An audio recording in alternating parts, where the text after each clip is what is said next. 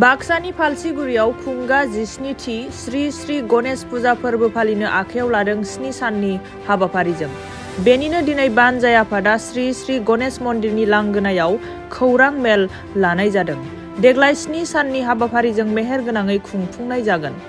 गं 13 गामि समाजा जयै लोगो लालायनानै बे गणेश फुजा फोरबोखौ बोसोरफ्रोमबो फालसिगुरिनि गणेश मन्दिराव फालिबोनाय बादि फालिगोन।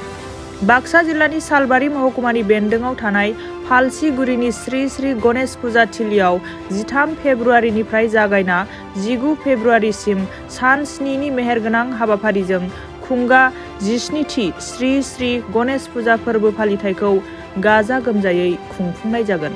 बे गणेश फुजा फोरबो फालिथायाव समायना रमायना खालामनो थाखाय गोबां बे हाबाफारियाव बर'नि जाखांफुनाय महरगिरिफोरबो हांख्रायनानै लाबोनाय जागोन होननानै फोरमायदों बानजाय आफादा। खुलुमबाय गासै निउस नायग्रा रायजो राजाफोरनिसिम। दा देग्लाय जोङो बे श्री श्री फालसिगुरि श्री श्री गणेश फुजाखौ 7 साननि थाखाय खुंनो आखायाव थाम-थिम खालामदों। गिबि सान हिसाबै गिबियावनो जोङो बे 13था गामिनि गासैबो रायजो राजा फैनानै 13था गामिनि फ्लेग हस्टिं जाग्रोगोन। नैथियाव गणेश मन्दिरखौ बेखेवगोन आरो बे गणेश मन्दिरखौ बेखेवनाया जोंहा फरेस्ट डिपार्टमेन्टनिफ्राय गुबुन बोसोरनि बायदि बिथांमोना 12थानिफ्राय 15था मैदेर लाबोगोन। मैदेरजोंनो बे गणेश फुजा फोरबोखौ मन्दिरखौ बेखेवनानै बरायगोन। दा हाबाफारि बायदियै बेलासिनि 2 बाजियाव जोंहा गेवलां मेल दं। बे गेवलां मेलाव बे ओनसोलनिनो मानगोनां डक्टर दुलेन बसुमतारी बिथांखौ जों गाहाय आलासि महरै गेवलां मेलाव लेंहरनाय जादों।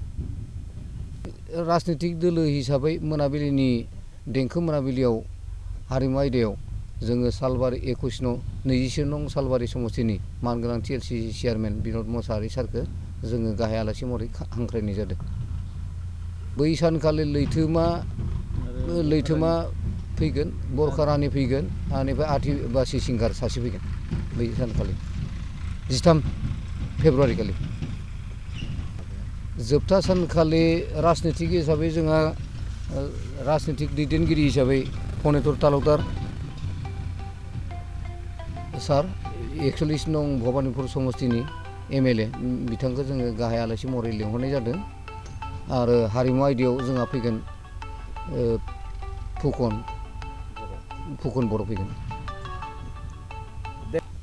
बुंनो थाङोब्ला गुबुन बोसोरनिख्रुइ बे जिथु 16 बोसोर बारलांबाय, देग्लायनि बे 17 बोसोराव 17थि बोसोरसालिया बे जोंनि श्री श्री गणेश फुजा 7 साननि फोरबोआव गुबुन बोसोरनिख्रुइ देग्लाय मेहेरगोनांसिन जागोन होननानै जों बुंनो हायो।